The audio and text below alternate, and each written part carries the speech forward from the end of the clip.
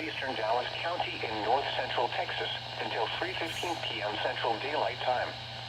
At 2:22 p.m. Central Daylight Time, a severe thunderstorm was located over Wilmer, or near Hutchins, moving south at 20 miles per hour.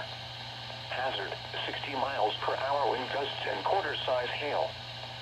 Source, radar indicated. Impact, hail damage to vehicles is expected.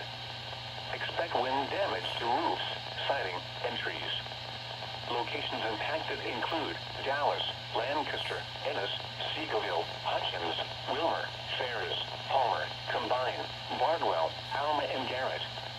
This includes Interstate 45 between mile markers 244 and 275. For your protection, get inside a sturdy structure and stay away from windows. So thanks for watching and goodbye. Like, subscribe, and share.